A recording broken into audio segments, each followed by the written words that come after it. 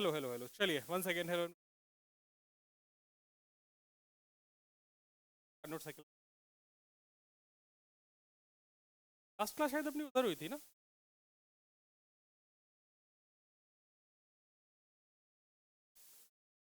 वाली class upload हो गई आप लोगों ने? एक ही हुई है।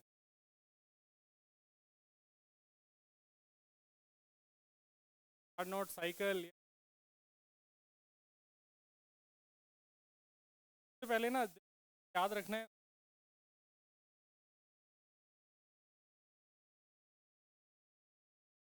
डायग्राम के बारे। डायग्राम का काम क्या है कि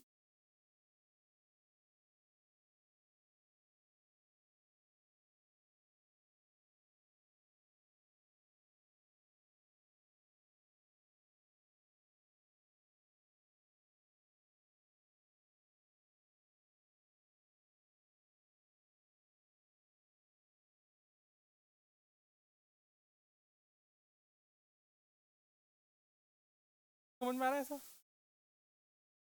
यहाँ से यहाँ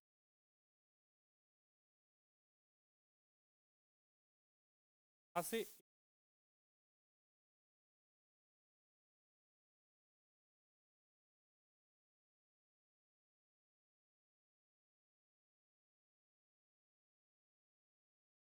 थोड़ा सा ज़्यादा।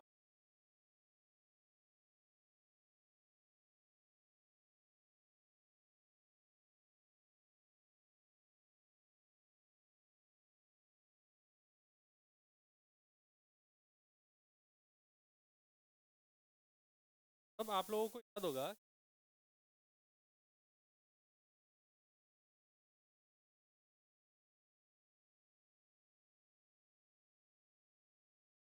मतलब सर, आइसोबारिक आइसोथर्मल याद आ गया? तो अगर मैं यहाँ पर बोलूँ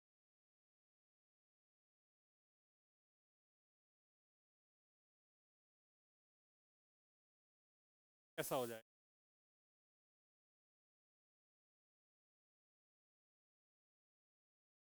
फिर तुम्हें यहाँ से एक पॉइंट और अगर यहाँ पर इस तरीके ऊपर वाला है वो एडियाबेटिक और जो नीचे वाला है वो आइसोथर्मल।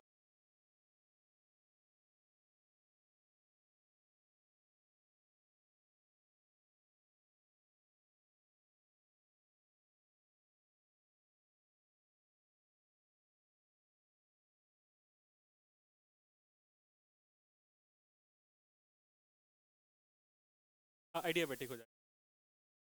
फिर हो गया।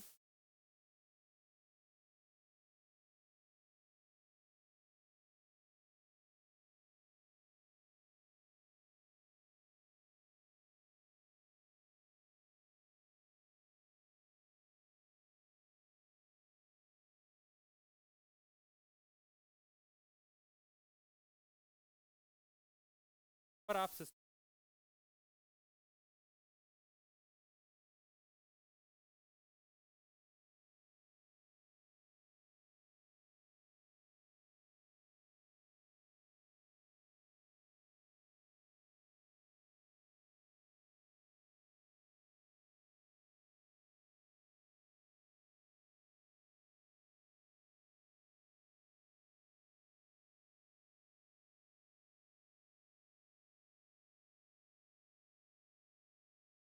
कंप्रेशन हुआ।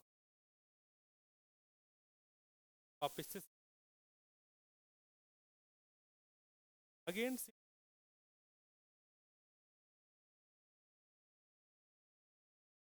Are I.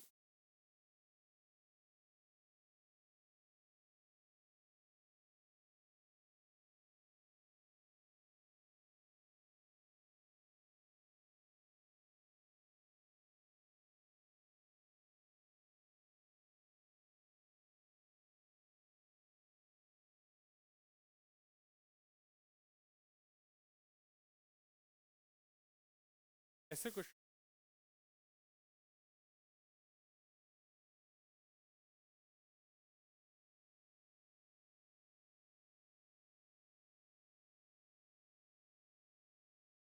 टेस्टिंग।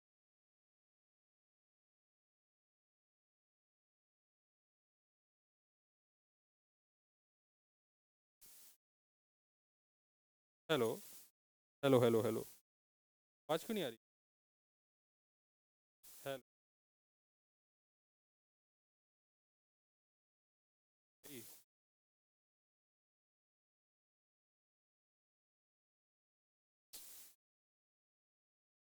तो इसमें दो प्रोसेस थे, ए से बी आइसोथर्मल, बी से सी एडियाबैटिक, सी से D again isothermal and D से ए वापस से एडियाबैटिक। तो चार प्रोसेस जिसमें से दो दो आइडेंटिकल प्रोसेस हैं। बेटा इंजन का कॉन्सेप्ट भी यही होता है, ठीक है। एक ऐसा इंजन है जिसकी इफिशिएंसी मैक्सिमाइज है, मतलब इससे ज़्यादा इफिशिएंसी किसी भी इंजन की पॉसिबल नहीं है, तो तुम हाईएस्ट इफिशिएंसी का इंजन पढ़ रहे हो। ओके, एक ऐसा इंजन जिसमें ये चार प्रोसेस के कॉम्बिनेशन से अगर कोई भी इंजन बनेगा तो वो हाईएस्ट इफिशिएंसी का होगा, ठीक है। हालांकि ऐसा बनता नहीं है, लेकिन ठीक है। चलिए, तो मैंने ये सब चीज़ें तो आपको बता ही दी। मैं सारे पार्ट्स लिखा देता हूँ इस इंजन में क्या क्या बात है। सबसे पहले लिखेंगे source of heat. Source of heat, पहला पार्ट है source of heat. It is a hot body of very large heat capacity. फटाफट लिखना है ना, सिर्फ थ्योरी है। It is a hot body, it is a hot body, हाँ hot नहीं है, it is a hot body of very large heat capacity, of very large heat capacity, kept at large heat capacity, kept at constant high temperature T1, kept at constant high temperature T1,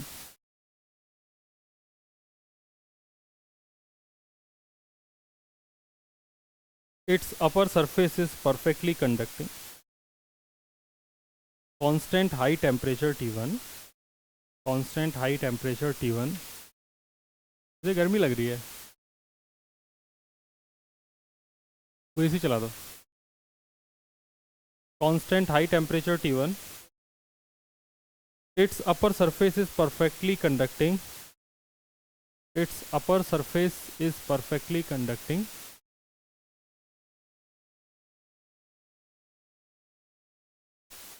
so that working substance can take heat from it, so that working substance can take heat from it.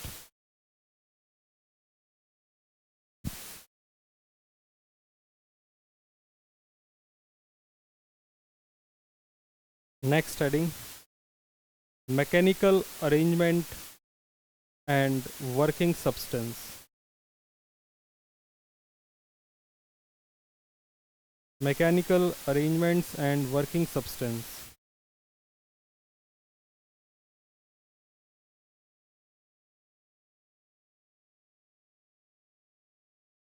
It is a hollow cylinder.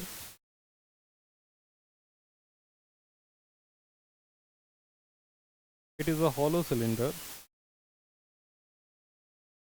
whose walls are perfectly non-conducting.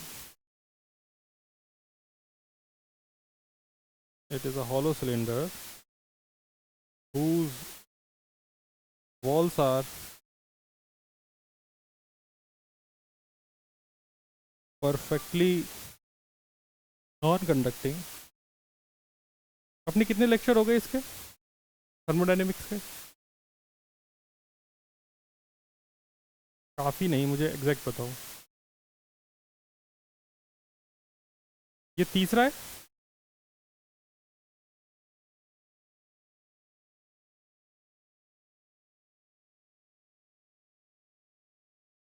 हाँ बेटा, thermodynamics 1 2 मतलब तीसरा उधर है, तीसरा भी upload नहीं हुआ है ना। सैटरडे को क्लास अपनी किधर थी? उधर ही थी ना? किधर थी? उधर थी, ठीक है। हम क्या बात कर रहे थे, कहाँ तक लिख दिया? It is a hollow cylinder whose walls are perfectly non-conducting and its base is perfectly conducting, and its base is perfectly conducting,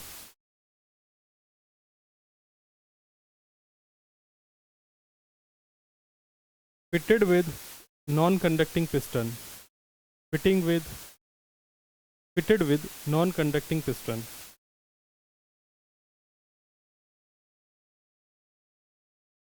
This piston moves without any friction.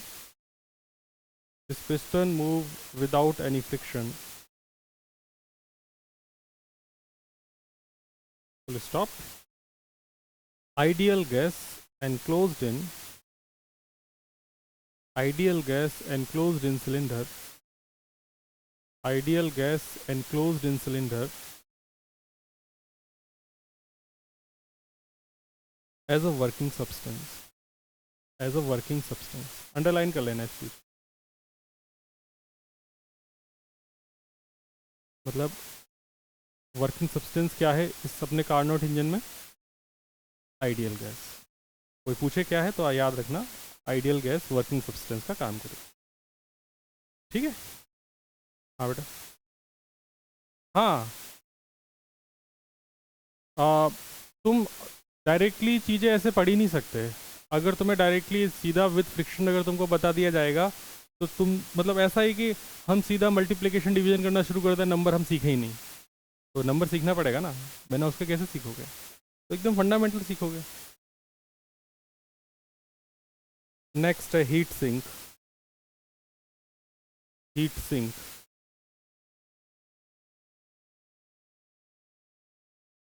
तो सबसे पहले आपने क्या सोर्स देख लिया, तो सोर्स तो ये वाला है Q1, और सिंक कौन सा हो जाएगा? Q2, इधर Q2 जा रहा है. तो सिंक में लिख देंगे it is a cold body at low temperature T2. It is a cold body.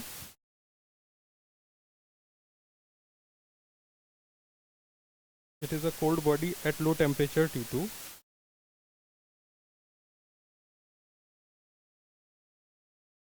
It is a body of large heat capacity. It is a body of large heat capacity.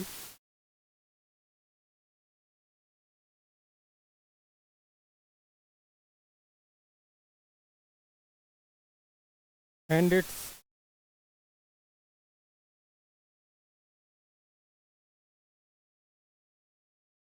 क्या लिखा हमने?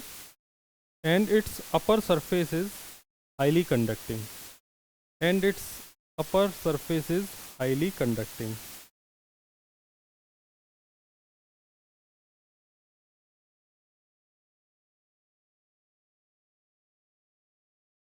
So that working substance can reject heat to it. So that working substance can reject heat to it.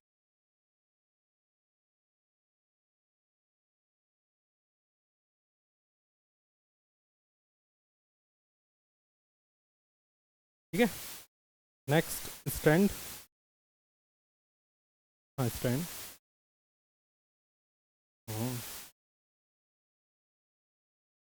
नहीं समझते क्या? इस पे खड़े हो रह जाते हैं, सामान रख देते हैं, वो स्टैंड. हाँ STAND. It is made up. It is made by perfectly insulating material. It is made by perfectly insulating material.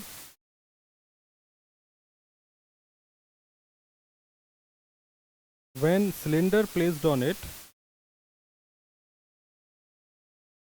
When cylinder placed on it. Working substance can expanded. Working substance can expanded or compressed. Working substance can expanded or compressed adiabatically.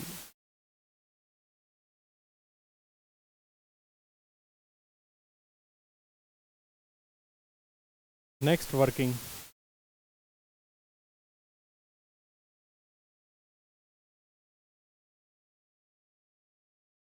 अब इसकी हर एक line important है. Working सबसे ज़्यादा important चीज़ होती है, तो working के बारे में लिख लेंगे.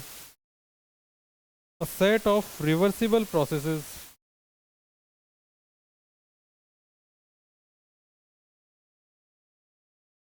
इतना डिटेल में तो एनसीईआरटी में भी नहीं दिया है। A set of reversible processes, through them working substance working substance is taken back to initial condition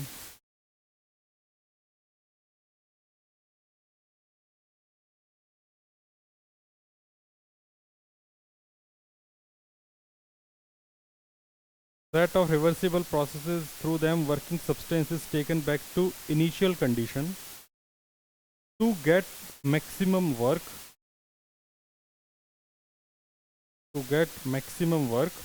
from this type of ideal engine.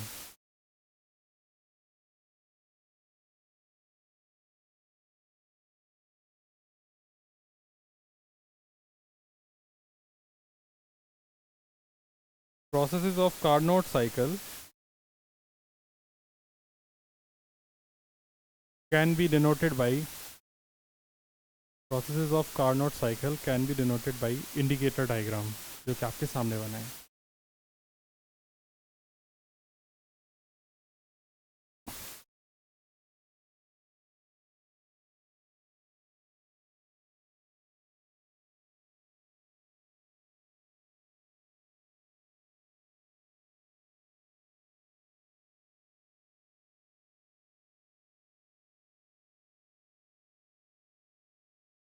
Indicator diagram, denoted by indicator diagram,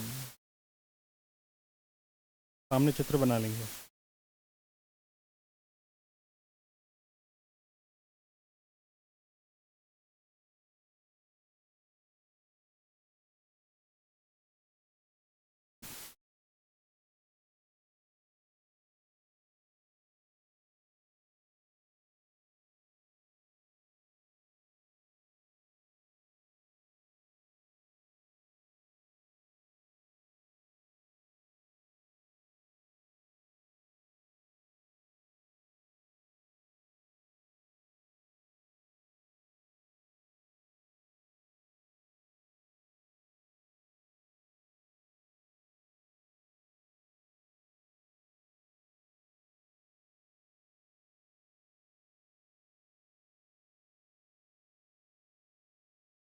आप लें तो बता देना।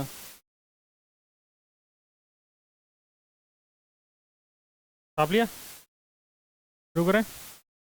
चलो भाई, अब एक एक करके चीज़ें समझना शुरू करते हैं, क्योंकि बस यहीं से एक बार समझना है और बार बार पानी प्यास सब रोक लो।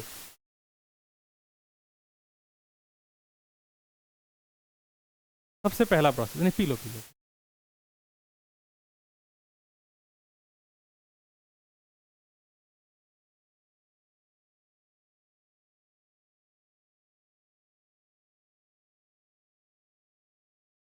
यार ये जो है मूवेबल पिस्टन है,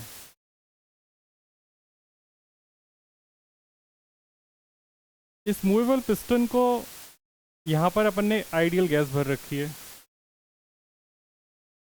और ये वो सिलिंड्रिकल चैम्बर है जिसके बारे में हमने बात करी है।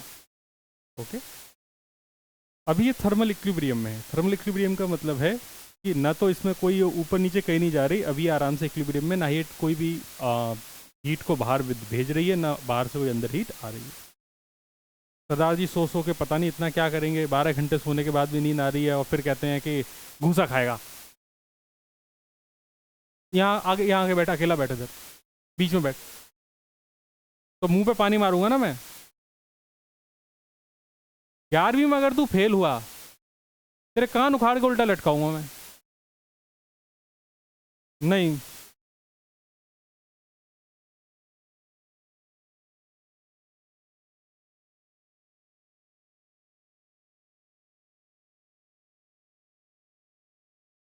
ये सिलेंडर के जो नीचे एक पोर्शन रखा हुआ है, इस पर्टिकुलर पोर्शन में ये सोर्स की तरह काम कर रहा है। तो सोर्स का जो टेम्परेचर है वो T1 है।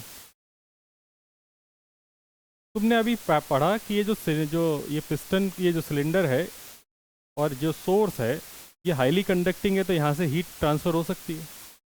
सबसे पहले क्या लिखा है तुमने? सबसे पहली चीज़ तो सोर्स ऑफ हीट में देखना कि ये हाईली कंडक्टिंग लिखा है, तो इसका मतलब यहाँ से हीट ट्रांसफ़र हो सकती है ना। तो अब इसके अंदर की जो गैसेस हैं उन गैसेस के बारे में धीमे धीमे समझो।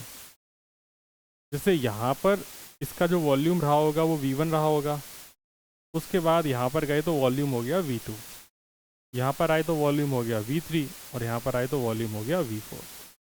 ऐसा समझ में आता है।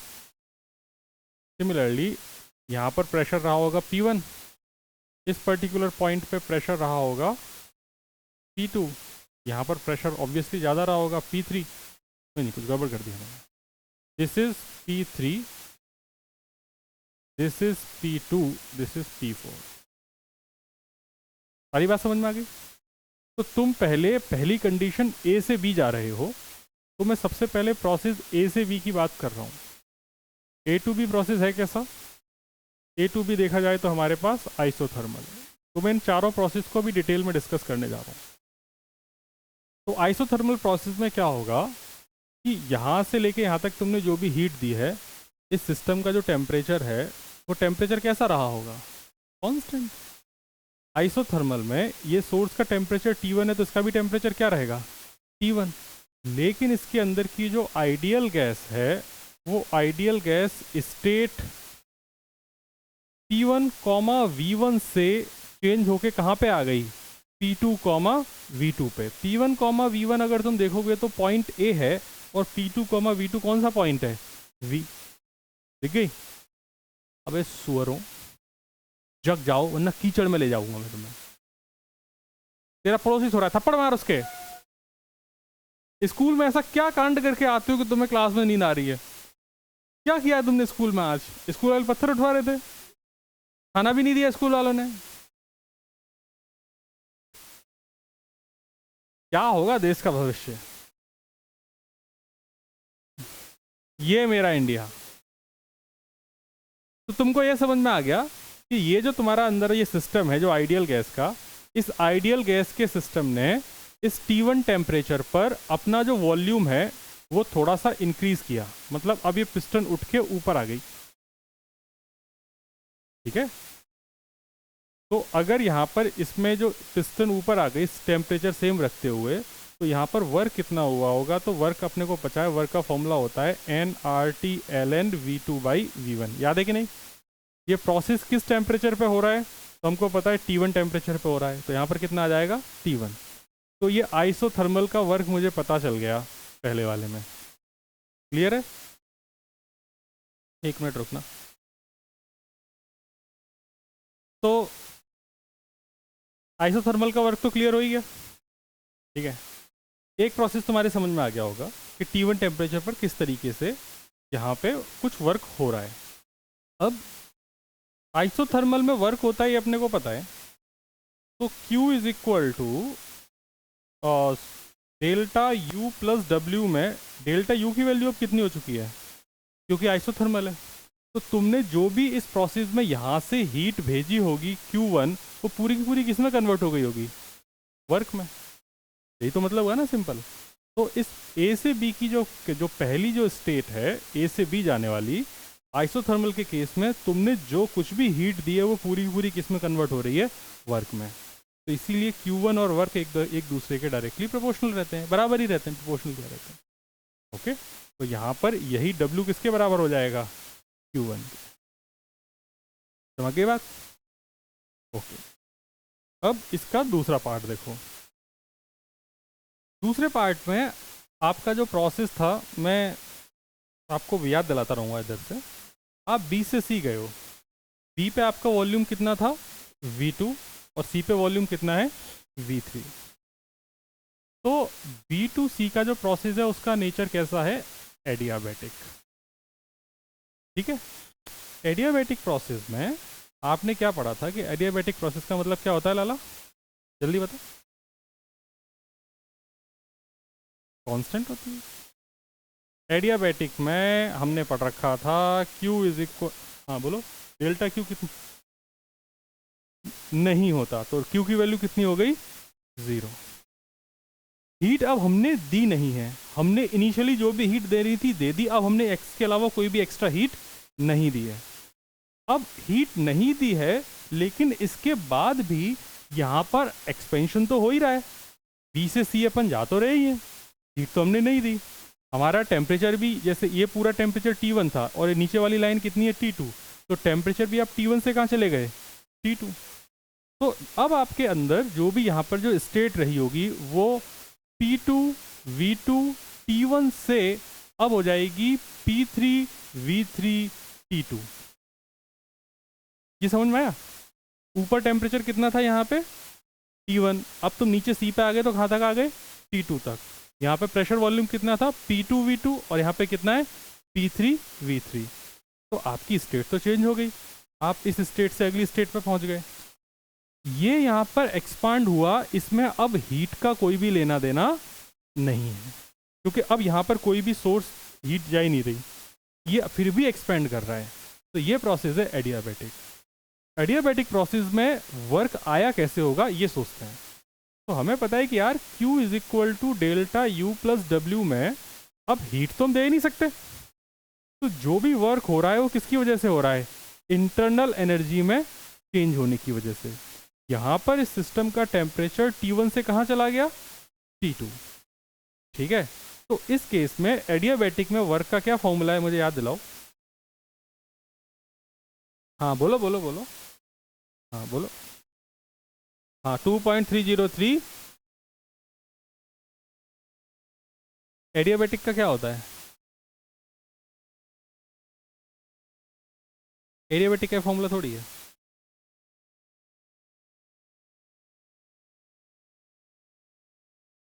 तुम तो लास्ट क्लास में थे ना, देखो।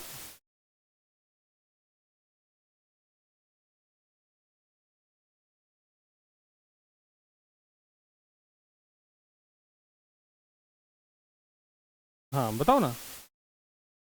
हम्म,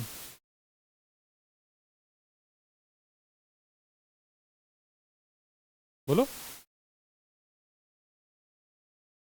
दिख क्यों नहीं रहा फॉर्मूला, कहाँ है, मुझे तो नहीं दिख रहा फॉर्मूला, कहाँ लिखा है।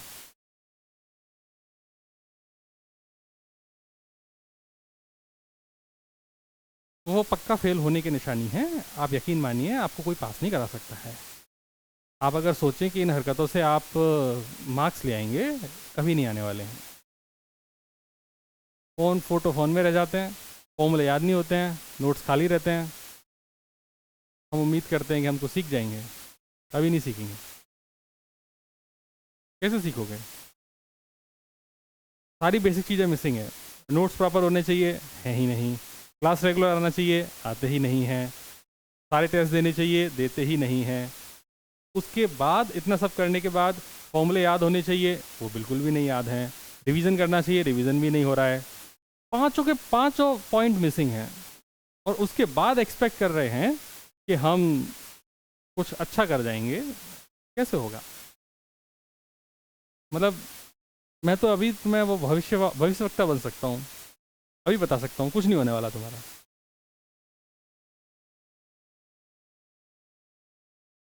मतलब कुछ सोचने की जरूरत ही नहीं है, बेसिक ही मिसिंग है तो फिर कहाँ से होगा।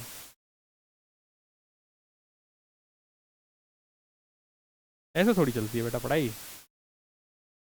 ये तो वो वन साइड वो ऐसा हो गया जैसे कॉलेज में लेक्चर लेने नहीं जाते, प्रोफेसर कुछ भी बोल के चले जा रहे हैं, बच्चे कुछ भी सुन के चले जा रहे हैं, लास्ट में सबके 50% मार्क्स आ गए, हो गए पास, चलो ठीक है, जो होना था हो गया। अगर ऐसे करना है तो फिर भाई रहने दो, फिर पढ़ाई कोई मतलब नहीं है।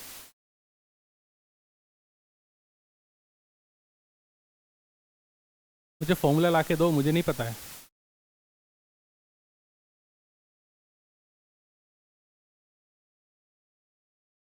मुझे नहीं याद है, तुम बताओगे।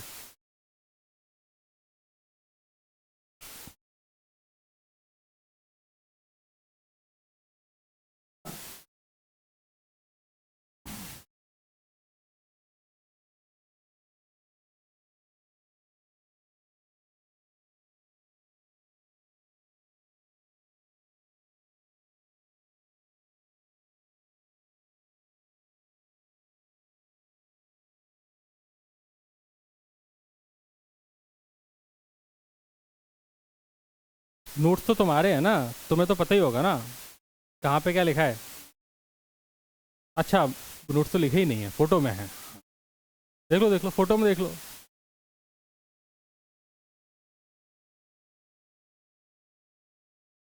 ऐसे नशेड़ी हैं।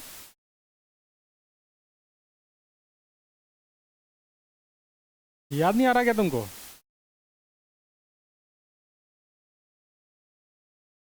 यही था, तो फिर क्यों नहीं याद आ रहा है?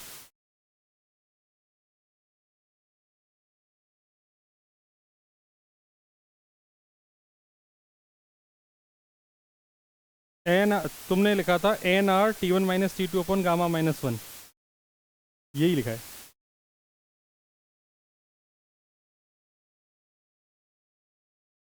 यार, इससे बढ़िया तुम क्लास में तो आया करो यार, है ना। नहीं आओगे तो ज़्यादा अच्छा लगेगा, कम से कम दुख तो नहीं होगा। क्लास नहीं है इसलिए फेल हो गए, क्लास आके सब कुछ करने के बाद भी फेल होंगे तो फिर तुमसे ज़्यादा दुख मुझे होगा ना।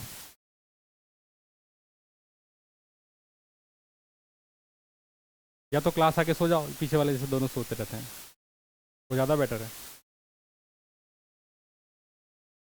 क्या बताऊँ मैं, क्या बताने वाला था? ये वर्क हो गया, वर्क याद कर लो, दैट्स इट। इसका टेम्परेचर T1 से T2 हो जाएगा, दूसरी स्टेज में आ गए तो एडियाबेटिक हो गया। ऐसे तीसरा देख लो, अब B2C आ गए, हाँ तो C2D आ जाओ। C2D अगेन आइसोथर्मल है। अब आइसोथर्मल C2D में क्या होगा, तुम V3 से V4 चले जाओगे, V3 से V4 चले जाओगे तो कंप्रेशन है, प्रोसेस तुम्हारा एडियाबेटिक है। हाँ, प्रोसेस कौन सा है, आइसोथर्मल एडियाबेटिक? आइसोथर्मल। तो आइसोथर्मल में तुम चले जाओगे, तो आइसोथर्मल में तुम्हारे पास जो फॉर्मूला बनेगा वो बन जाएगा वर्क का NRT2 ln का, तुम कहाँ से कहाँ गए, V3 से V4, तुम्हारा जो वॉल्यूम में V3 से V4 हुआ तो तुम्हारा हो जाएगा V4/V3। और ये जो वर्क है कंप्रेशन का है, तो इससे जो हीट निकलेगी वो सिस्टम में बाहर आएगी, वो सिंक में चली जाएगी, तो उसकी वजह से जो वर्क है वो पूरा हीट में कन्वर्ट हो जाएगा, तो जो भी वर्क है वो हीट में आ जाएगा। क्यों? क्योंकि Q is equal to delta U plus W में, ये तो जीरो ही है, तो पूरे का पूरा वर्क हीट के फॉर्म में बाहर आ गया, और हीट यहाँ पर जो बाहर निकली वो Q2 के फॉर्म में बाहर निकली। बस इतना सा है, इंटरेस्ट ही खत्म हो गया भाई अपना तो। फिर डी से ए में आ जाओगे, तो डी से ए में एडियाबेटिक है, तो D2A में एडियाबेटिक है। एडियाबेटिक में फॉर्मूला आपको पता ही है वर्क का, NR। अब आप कहाँ से कहाँ जा रहे हैं, अगेन अब आप T2 से T1 जा रहे हैं, तो आप लिख देंगे T2 - T1 डिवाइडेड बाई Γ-1। बात खत्म हो गई, सारे प्रोसेस समाप्त होते हैं। चारों प्रोसेस का बस वर्क आता है, इसके अलावा कुछ नहीं आता है, दैट्स इट। इस प्रकार ये कार्नोट इंजन खत्म होता है। आप लेंगे क्वेश्चंस का दौर शुरू करेंगे, पहला क्वेश्चन अटेम्प्ट करेंगे। आज इस चैप्टर को ख़त्म करना है।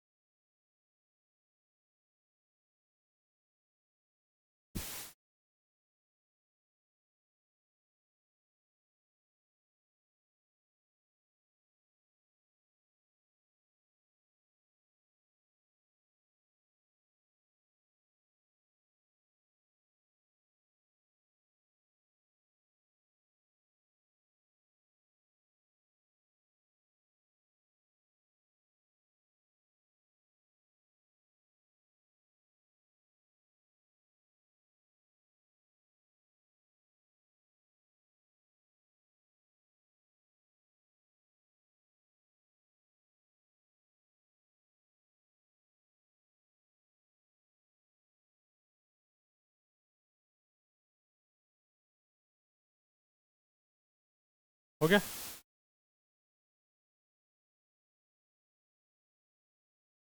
आसान क्वेश्चन है।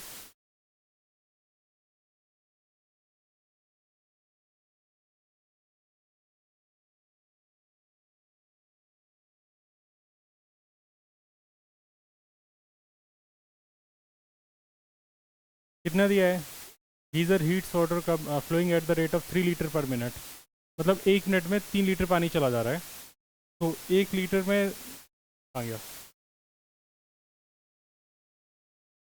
पहली वाली बात यह है कि जो वाटर फ्लो हो रहा है वो 1 मिनट में 3 लीटर पानी जा रहा है। 3 लीटर पानी का मतलब हो गया 3 kg वाटर हो गया। या मैं इसको ऐसे भी लिख सकता हूँ।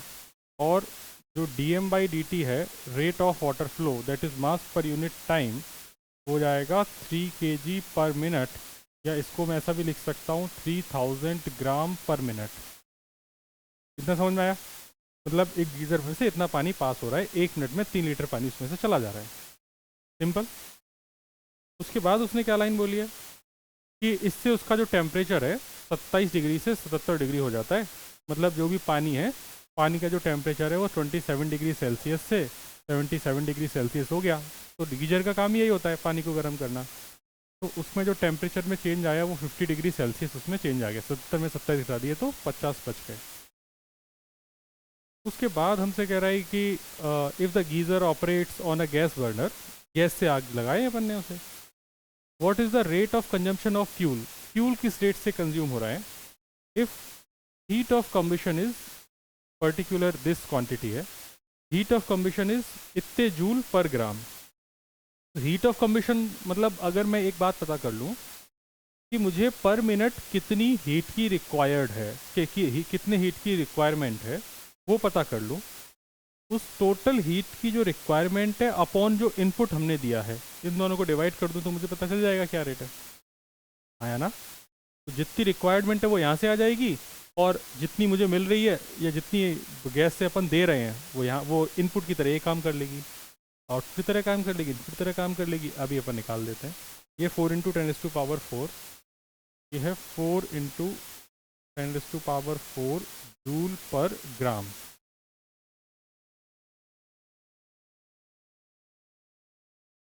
ये है मेरी फ्यूल रेट, जिससे अपन ने उसे बर्न किया है। तो देखो भाई, तुमको जो पानी गर्म चाहिए उसके लिए जो तुम्हें हीट चाहिए वो हीट कितनी चाहिए, ms∆T चाहिए। मैं 1 मिनट की बात कर लेता हूँ, ठीक है ना, सिर्फ 1 मिनट की। या फिर एक काम करते हैं, मैं यहाँ से हीट की रेट ही निकाल लेता हूँ ना, dq/dt। फ्यूल रेट तो वहाँ मुझे पता ही है, dq/dt निकाल लेता हूँ। तो जाएगा dm/dt into S into delta T. तो dm/dt कितना हो गया, 3000 ग्राम पर मिनट। गौर से देखना, मैंने इसको ग्राम में रखा है और यूनिट क्या है, पर मिनट। ओके। एस की वैल्यू कितनी होती है, 1 कैलोरी पर ग्राम पर केल्विन। तो मैं एस ऑफ वाटर यूज़ कर सकता हूँ यहाँ पर। इट इज़ 4.2 जूल पर ग्राम पर केल्विन। कैलोरी को किस में कन्वर्ट कर दिया, जूल में। तो इसकी जगह क्या मैं 4.2 लिख दूँ, और डेल्टा टी की वैल्यू कितनी है, 50। इसको सॉल्व कर लेंगे तो ये मेरे पास हो जाएगा, ये तो 5 या 15 हो गया, 15 इंटू 42 इंटू 10⁻³ कितना बन गया। तो इसको ऐसे छोड़ देते हैं क्योंकि अभी डिवाइड भी तो करना है नीचे से। कितना हो गया भाई। अब उसने मुझसे जो जो क्वेश्चन पूछा है, क्वेश्चन को गौर से देखो तो उसने बोला है कि what is the rate of consumption of fuel.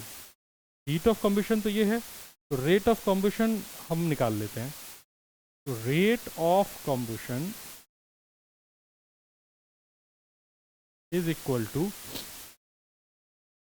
dq/dt divided by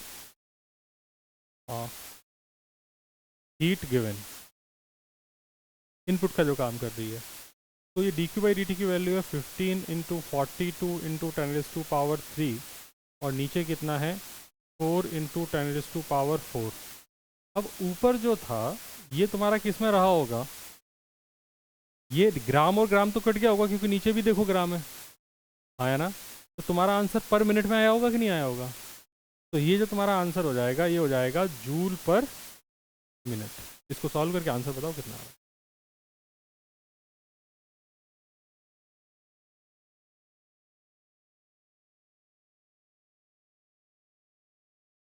इसने तो फ्यूल का कंजम्पशन पूछा है ना, तो आंसर जूल पर मिनट में थोड़ी आएगा, ग्राम पर मिनट में आएगा।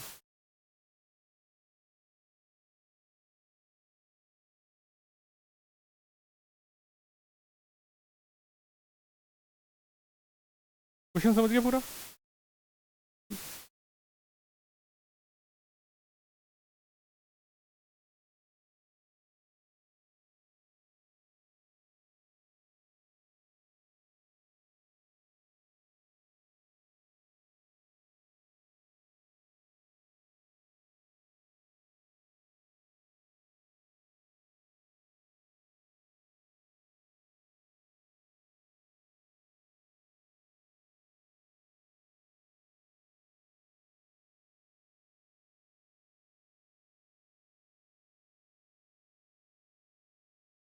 डन। कितना आ रहा है?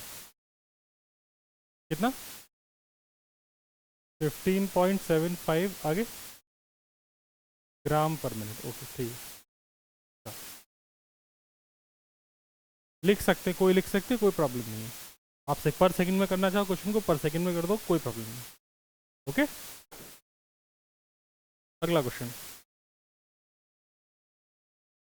What amount of heat must be supplied to, amount दे दिया नाइट्रोजन का, at room temperature to raise its temperature by 45 degree. Delta T 45 degree लिखो, और मास लिखो 2 into 10⁻⁻² kg, 2 into 10⁻⁻² kg। N2 का जो मॉलिक्यूलर मास है 28 है, और R की वैल्यू लेनी है 8.3। उसने कांस्टेंट प्रेशर पर हमसे हीट पूछी है। कांस्टेंट प्रेशर पर हीट का फॉर्मूला क्या था? N C P delta T. याद है कि नहीं? कांस्टेंट प्रेशर पर हीट का फॉर्मूला क्या था? N C P delta T. अगर फॉर्मूला नहीं याद है तो फिर वही बात है, बाकी पांचों बात वापस से खुद रिपीट कर लेना मन में। तो हीट का फॉर्मूला था N C P delta T. N2 monatomic है, डाइएटॉमिक है? डाई एटॉमिक है। तो डिग्री ऑफ फ्रीडम कितनी हो गई इसके पास? 5। तो Cp की वैल्यू कितनी हो गई? Cv plus R, that is F by 2R plus R, मतलब 5 बाई 2R प्लस आर। तो आंसर हो गया 7R/2। ये तो हो गया तुम्हारे पास Cp। ओके, अब आ जाते हैं भैया मोल्स में। तो मोल्स होते हैं मास अपॉन मॉलिक्यूलर मास। मास कितना है? 2 इंटू 10⁻⁻²। क्या केजी या ग्राम? ग्राम में कन्वर्ट कर लेंगे तो 10⁻⁻3। N2 का कितना है? 28 ग्राम। तो ये सॉल्व हो गया, कितना आ गया? 14×28, मतलब 1/14 इंटू 10⁻⁻5 मोल्स। ठीक है, कितने मोल्स हो गए? अब फॉर्मूले में वैल्यू डाल देंगे। अपने को Q चाहिए था, Q का फॉर्मूला था N C P delta T. N is 1/14 into 10⁻⁻5। C P की वैल्यू 7/2R। डेल्टा टी की वैल्यू कितनी, कितने दिया क्वेश्चन में डेल्टा टी? 45। क्वेश्चन में डेल्टा टी 45 दिया है।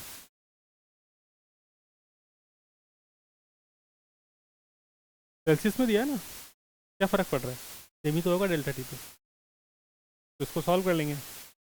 तो ये 7 से 2 कट गया, तो 1/4 हो गया। तो हो गया 45/4 इंटू आर इंटू 10⁻⁻5। आर की वैल्यू कितनी डालने को बोला है उसने? 8.31 नहीं बोला ना, 8.3 इंटू 10⁻⁻5। सॉल्व करो, आंसर बताओ। जूल में आंसर आ जाएगा।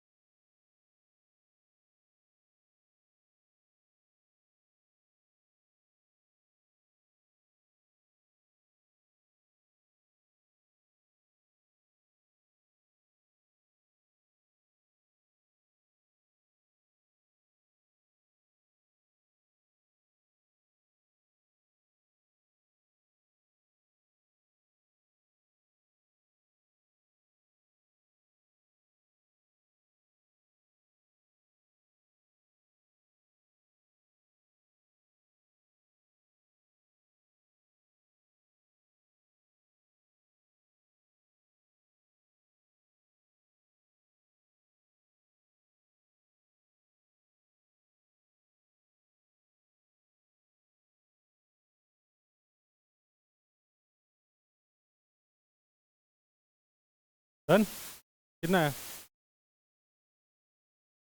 933.9337.5 जूल, इतना आ रहा है।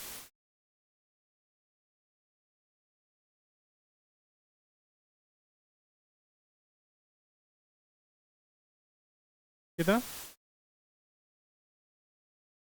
इंटू ये आ रहा है? ठीक है।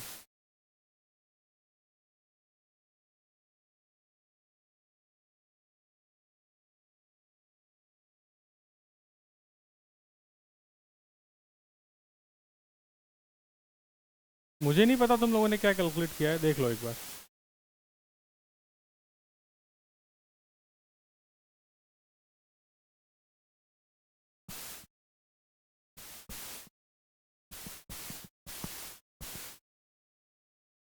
क्वेश्चन में 1 मिनट बताओ, ये मास कितने ग्राम में दिया था, किलोग्राम में दिया था? तो यहाँ +3 करेंगे ना यार, तो ग्राम में कन्वर्ट करेंगे ना। समझे में क्या बोला? तो ये तो गड़बड़ है? मैं केजी को ग्राम में कन्वर्ट कर रहा हूँ, ग्राम को केजी में कन्वर्ट कर रहा हूँ मैं दिमाग में, और बोल तो मैं सही रहा था। तो ये सिर्फ 10 हो गया, 10/14, 10/14। तो फिर तो आ गया ना, फिर तो सब हट ही गया, फिर तो 933.75 हो जाएगा। इसकी जगह बस 10 10 और मल्टीप्लाई कर दो। ओके, चलो भाई अगला question.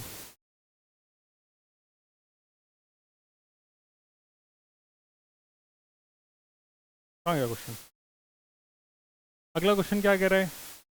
To bodies at different temperature T1 and T2 if brought in thermal contact do not necessarily settle to the mean temperature. सही बात है, दो बॉडी का टेम्परेचर हमें ऐसा ज़रूरी नहीं है कि एक का टेम्परेचर T1 है, दूसरे का टेम्परेचर T2 और दोनों को चिपकाएं तो उनका जो मीन टेम्परेचर बने वो T1 + T2/2 बने, ऐसा कोई ज़रूरी थोड़ी है।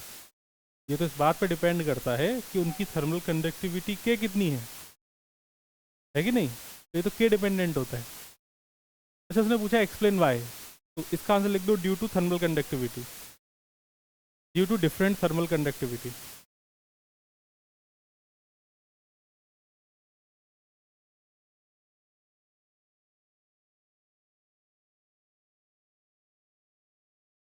हो गया?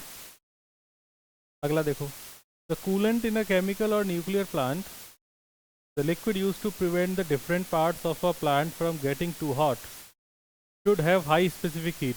हाँ बिल्कुल सही बात है, कूलेंट का काम ही क्या होता है? हीट एब्जॉर्ब करना। मतलब स्पेसिफिक हीट ज़्यादा होने का मतलब है कि उसका 1 डिग्री टेम्परेचर रेज करने के लिए अपने को बहुत ज़्यादा हीट चाहिए, ये तो मतलब है ना कूलेंट का। हाई स्पेसिफिक हीट का मतलब यही है कि अपन को अगर चाहते हैं कि उसका टेम्परेचर 1 डिग्री सेल्सियस बढ़े तो अपने को ढेर सारी हीट चाहिए। तो ये ऐसा कूलेंट होना ही चाहिए जिसकी स्पेसिफिक हाई हो, क्योंकि हम चाहते हैं कि 1 डिग्री सेल्सियस रेज करने के लिए वो मैक्सिमम हीट को एब्जॉर्ब करे। इसको कैसे लिखोगे अपने शब्दों में, आप समझ तो गए ही होगे, आप लिख लेना। ठीक है, भावनाएं समझ गए? चलो तीसरा क्या कह रहा है? Air pressure in a car tyre increases during driving. बिल्कुल सही बात है, टेम्परेचर बढ़ेगा तो प्रेशर बढ़ेगा, PV = nRT के हिसाब से टेम्परेचर बढ़ेगा तो प्रेशर बढ़ेगा।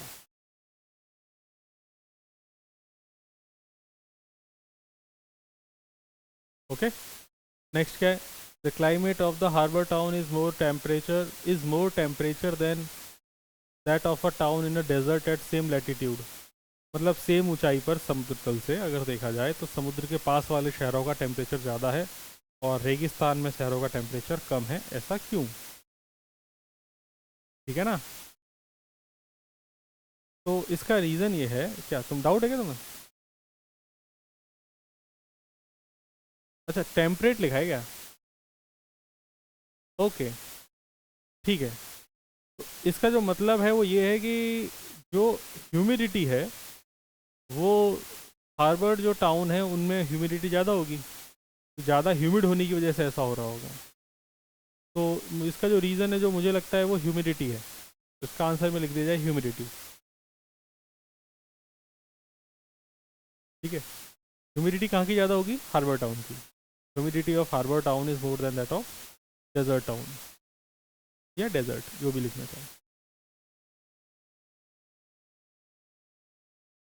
नेक्स्ट आ जाएंगे 4 नंबर पे। The cylinder with a movable piston contains 3 moles of hydrogen at standard temperature and pressure. तो n इज इक्वल टू 3 लिख लो, standard temperature and pressure. The walls of the cylinder are made to a heat insulator and the piston is insulated by having a pile of sand on it. मतलब heat कहीं से बाहर नहीं जा सकती है। इतना समझ में आ गया? हीट कहीं से बाहर नहीं जा सकती। By what factor does the pressure of gas increase if the gas is compressed to half of its volume? अच्छा, अगर वॉल्यूम को आधा करेंगे तो पूछ रहा है कि प्रेशर पे क्या फ़र्क पड़ेगा, बताओ भैया।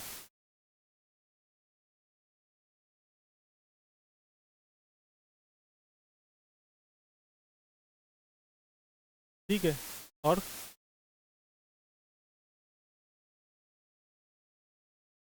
कुछ?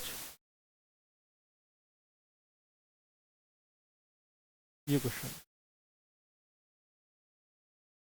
क्या आंसर है इसका? देखा क्या किसी ने? मैं बताता हूँ।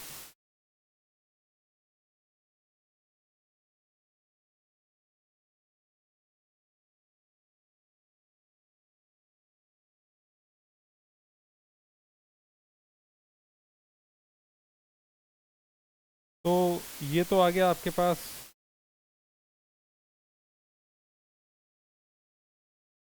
इसका जो आंसर है प्रेशर का वो आ रहा है 2.639 या 2.639।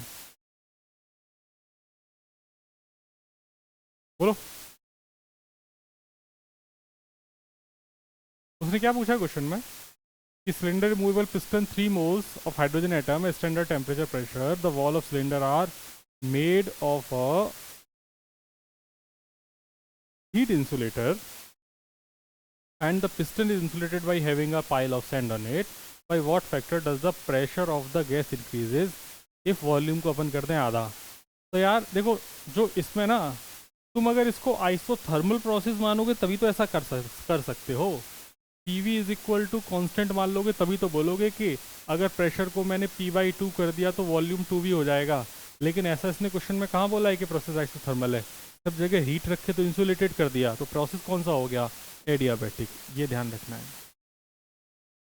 और ये आइसोथर्मल के लिए मतलब ये बनेगा P⁻⁴ gamma is equal to constant, और गामा कितना होता है 1+2/f। मोल कितने हैं?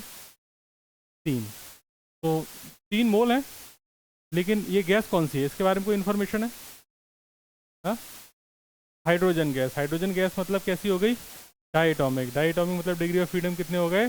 5। 5 ना, तो कितना हो गया 7/5 मतलब 1.4। गामा पता चल गया। अब तुम्हें पता चल गया कि भाई P⁻⁴ 1.4 को मुझे सॉल्व करना है, इज इक्वल टू कॉन्स्टेंट। कितना क्लियर है?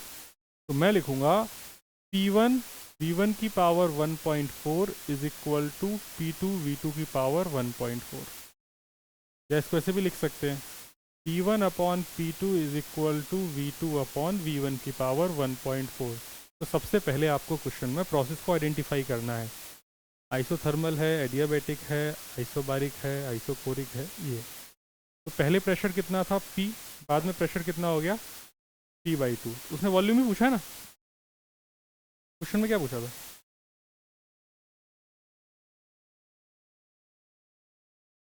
अच्छा, प्रेशर पूछा है, तो प्रेशर पहले इसको P2 बोल देता हूँ जो निकालना है। वॉल्यूम बाद में कितना हो गया 2V। मैं कुछ गलत पढ़ रहा हूँ क्या? Pressure of the gas increase, the gas is compress to half of its original volume. Volume आधा कर दिया है, तो वॉल्यूम आधा कर दिया, मतलब final volume V/2 initial volume V। मतलब मैं यहाँ पे गलत लिख दिया हूँ कि V के लिए समझाना चाह रहा था मैं। ओके, हालांकि वो गलती है क्योंकि आइसोथर्मल मान के अपन उसको सॉल्व नहीं कर सकते। अब इसको सॉल्व करना है तो यहाँ से जो लिख सकते हैं P/P2 इज इक्वल टू 1/2 की पावर 1.4। ओके, तो यहाँ से ये हो जाएगा P2 इज इक्वल टू 2 की पावर 1.4 इंटू P। ये आंसर है। अब 2 की पावर 1.4 क्या होता है ये आपको पता ही है ना? पता है ना? नहीं पता ना? तो ऐसे छोड़ दो फिर इसको, इतना ही हो गया प्रश्न।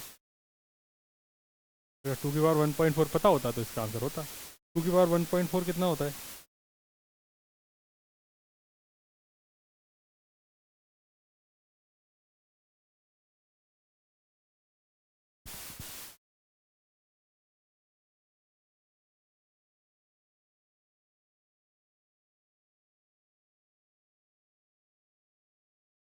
Two point six three nine जाएगा 2.639 पी। ये हो जाएगा P2। ओके, चलो।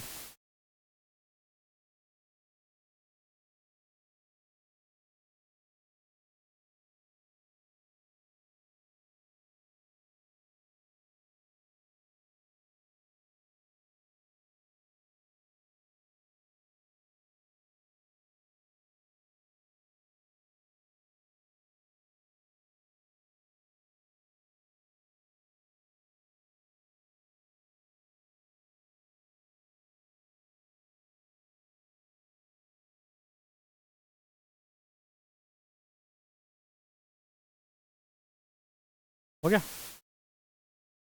चलो अगला क्वेश्चन देखते हैं। कितने क्वेश्चन है इसमें? अभी 5 ही चल रहा है टाइम तो। In the state of a gas adiabatically from an equilibrium state A to B, an amount of work equal to 22.3 is done on the system। तो वर्क पॉजिटिव होगा कि नेगेटिव होगा? नेगेटिव होगा क्योंकि वर्क डन किस पे हुआ है? सिस्टम के ऊपर। तो हम बोलेंगे हम A से B स्टेट में गए, इसमें हमें जो वर्क करना पड़ा गैस के द्वारा वो -22.3 जूल हो गया क्योंकि work done on the system हुआ है, तो वर्क तो नेगेटिव होगा। तो वर्क तो मुझे क्लियर हो गया। अब आगे बढ़ते हैं। फिर क्या कह रहा है? If the gas is taken from state A to B via process in which net heat absorbed by the system। अच्छा, अब net heat absorbed bye the system. Okay, system ने हीट को एब्जॉर्व किया, दैट इज़ 9.35 कैलोरी। तो इसमें जो heat है वो मुझे पता चल गई कि अगर मैं किसी और प्रोसेस से लेके जाता हूँ तो यहाँ पर हीट है 9.3 कैलोरी। बहुत बढ़िया, 9.35 कैलोरी। तो बोल रहा है how much is the net work done by the system in the second case. 1 calorie is equal to 4.19 joule लेना है। मैं तो खैर इसको 4.2 ही लेके काम चला लूँगा। कैलकुलेशन 9.35, तो 9.35 कैलोरी है। और ऐसे क्वेश्चन में दिया है कि 1 calorie is equal to 4.19 joule लेना है। वैसे तो 18 होता है लेकिन ये कह रहा है 19 ले लो। हम तो 4.2 से काम चला रहे हैं। खैर, तो ये हो गया प्रोसेस 1, ये हो गया प्रोसेस 2। प्रोसेस 1 में उसने दिया कि भाई वर्क है इतना, और इसके अलावा उसने प्रोसेस 1 का नाम क्या दिया है?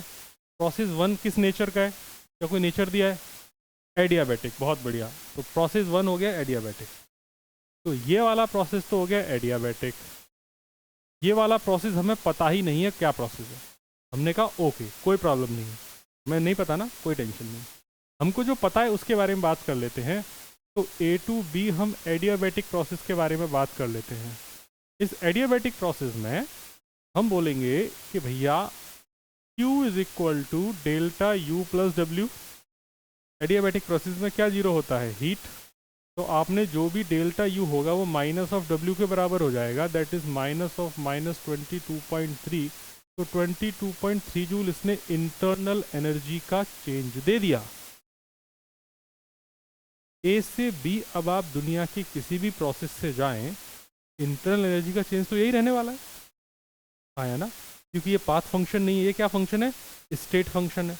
हमारी ये इनिशियल स्टेट हो गई, फाइनल स्टेट हो गई, बस इन्हीं दोनों पर डिपेंडेंट है। तो अब हम बात करेंगे ए टू बी वाया प्रोसेस 2,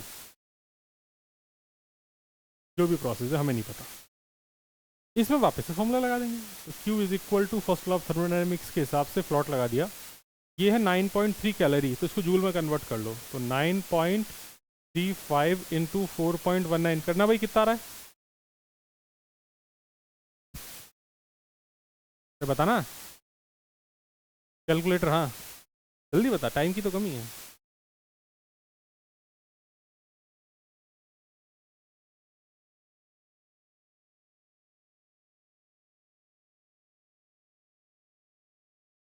हैं 36 के आसपास है, 39 पॉइंट, बेटा तेरा कैलकुलेटर अलग है क्या?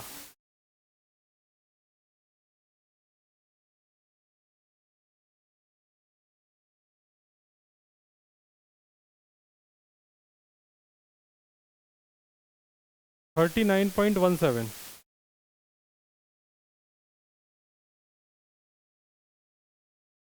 4.19 लिया है ना मैंने, ये जूल में आ गया।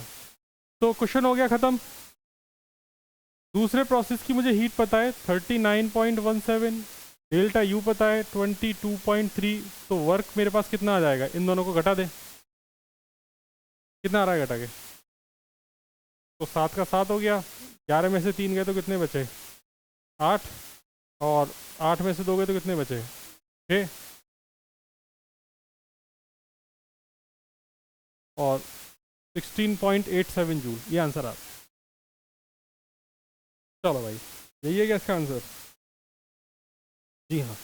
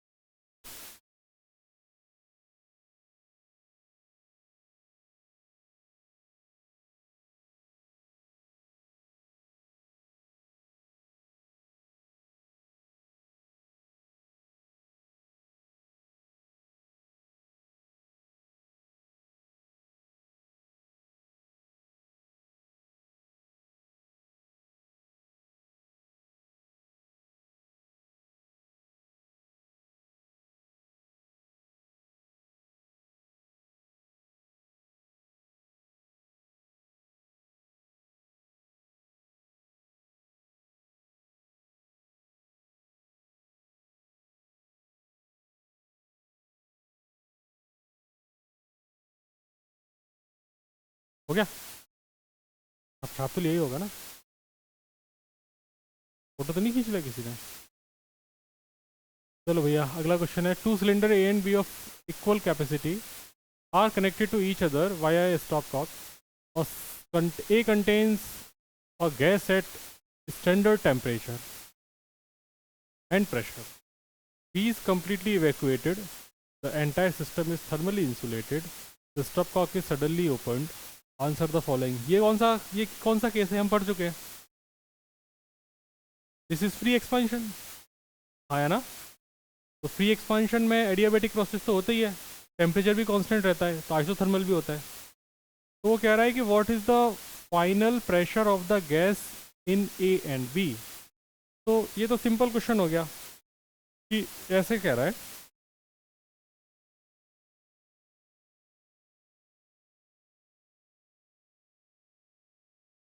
ए और बी, यहाँ पे गैस भरी है खूब, इसका वॉल्यूम भी, इसका वॉल्यूम भी, इसका प्रेशर पी, इसका प्रेशर 0। अब अपन ने यहाँ से इस स्टॉप कॉक को ओपन कर दिया, ओपन करते ही क्या होगा, फ्री एक्सपेंशन होगा। फ्री एक्सपेंशन होगा तो गैस पूरे में फैल जाएगी, और गैस जब पूरे में फैल जाएगी मित्र, तो अपन क्या करेंगे, तो अपन बोलेंगे कि यहाँ का जो वॉल्यूम है, वॉल्यूम तो कितना हो गया पूरे सिस्टम का 2v, और प्रेशर कितना हो गया P डैश। तो अपन मोल कंजर्वेशन लगा देंगे एट कांस्टेंट टेम्परेचर। अब कांस्टेंट टेम्परेचर पर अगर मोल कंजर्वेशन लगाओगे तो आप बोलोगे P1 V1 is equal to P2 V2। आया ना। तो पहले आपका प्रेशर कितना था P, वॉल्यूम कितना था V, दूसरे वाले चैम्बर का प्रेशर 0, वॉल्यूम कितना था V, फाइनल प्रेशर कितना है हमें निकालना है P डैश, और फाइनल वॉल्यूम कितना है VV2V।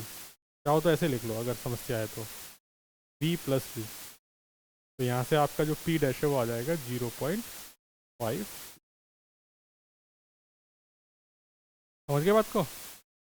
ईजी है।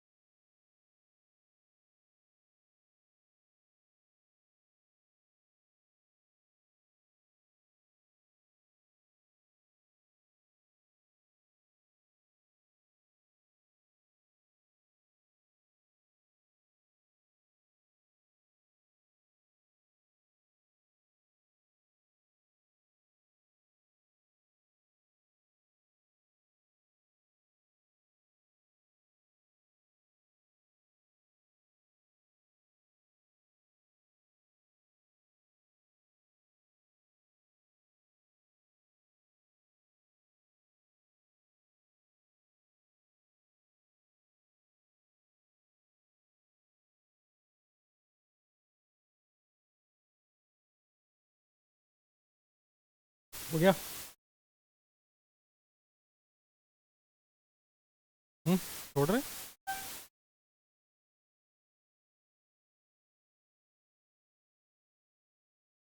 अच्छा, फिर क्या कह रहा था? What is the change in internal energy of the gas? Zero. हमें पता है फ्री एक्सपेंशन में कोई भी इंटरनल एनर्जी में चेंज नहीं होता। फ्री एक्सपेंशन के केस में कोई भी चेंज नहीं होता। ये कौन सा केस है? फ्री एक्सपेंशन का। What is the change in temperature of the gas? Zero.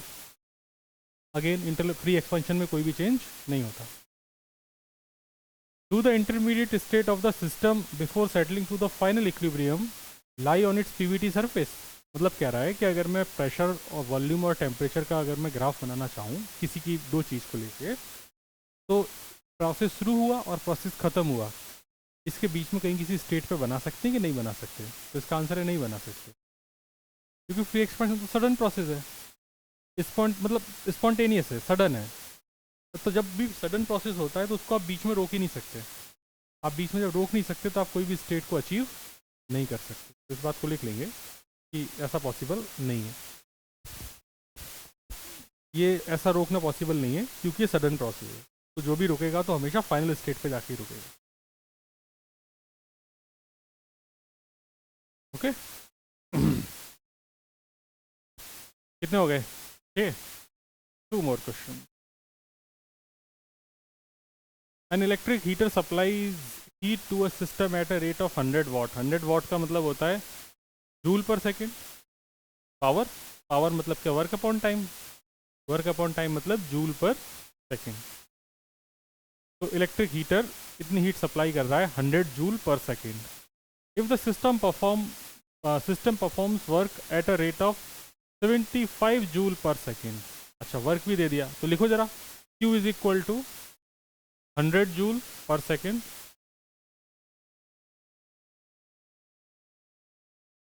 W is equal to 75 joule per second. मतलब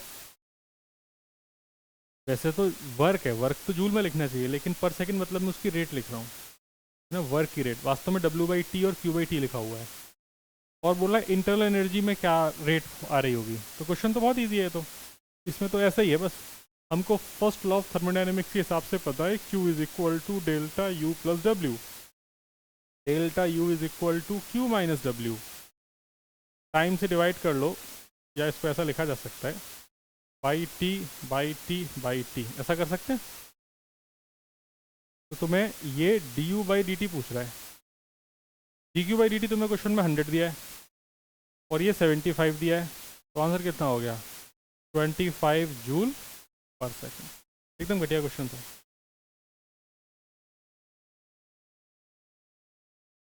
है कि नहीं? चलो,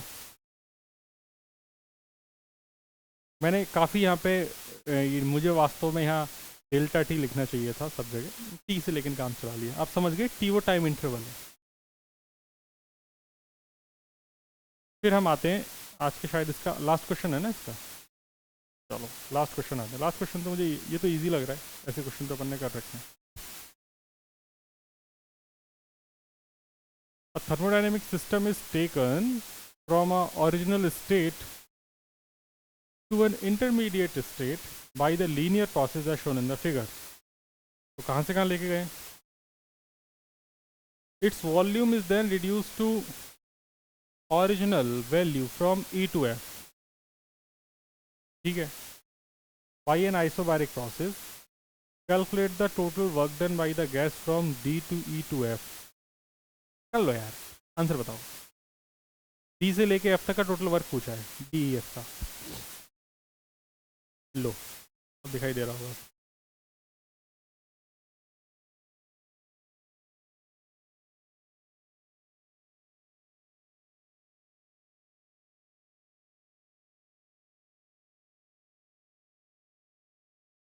अब आपके 3 चैप्टर बचे हैं ना, केटीजी, ऑसिलेशन एंड वेव। अगली क्लास में अपन केटीजी शुरू करेंगे, और केटीजी छोटा चैप्टर है, जल्दी ही खत्म हो जाएगा।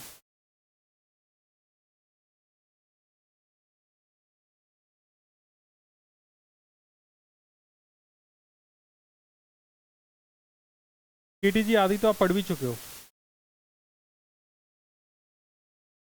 है? हाँ, आधा केटीजी आप पढ़ चुके हो ऑलरेडी।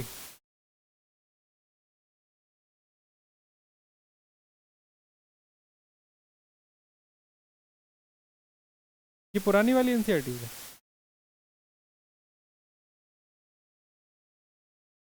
इसमें तो काफ़ी कुछ हट गया है।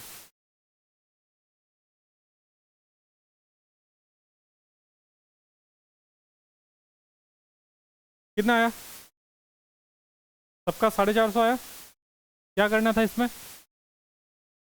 Half base into height. तो कैसे किया, समझाओ जरा।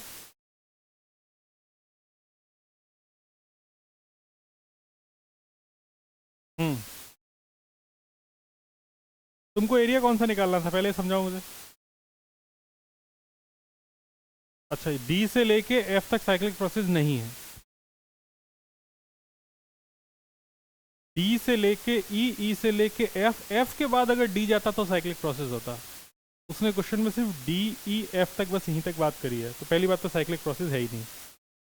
ठीक है, पहला कांड। अब बात करते हैं कि भाई वर्क कैसे निकालेंगे। क्यों? देखो, इसमें अगर वर्क निकालना है तो बहुत आसान है।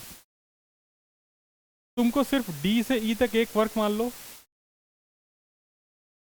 और दूसरा वर्क मान लो ई से एफ। हो गया क्वेश्चन। तो डी से ई तो एक्सपेंशन है ना, तो इसका जो वर्क आएगा वो ये आएगा पूरा।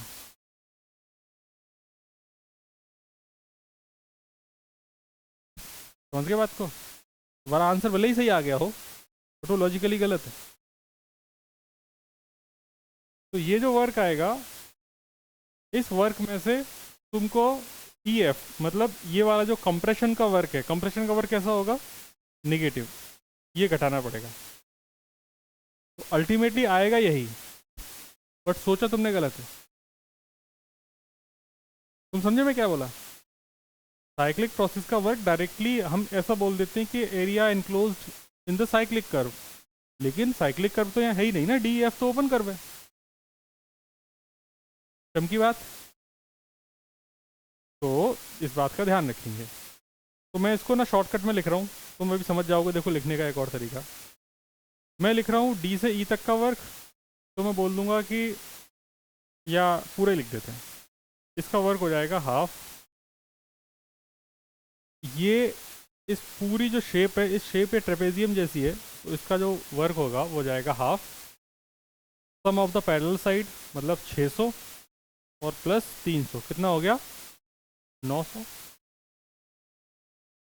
इनटू डिस्टेंस बिटवीन देम जो कि हो गई 5 माइनस 2 कितनी हो गई 3। हो गया एरिया।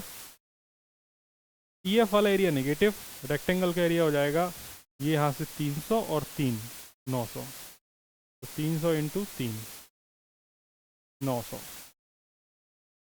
तो 900 का आधा 450, 450 आंसर है ना, 450 जूल आंसर आ गया होगा।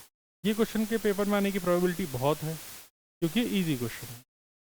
टीचर देना चाहे तो आसानी से आपके स्कूल में इसको दे सकता है। ओके, अगली क्लास में अपन केटीजी शुरू करेंगे। Thank you very much.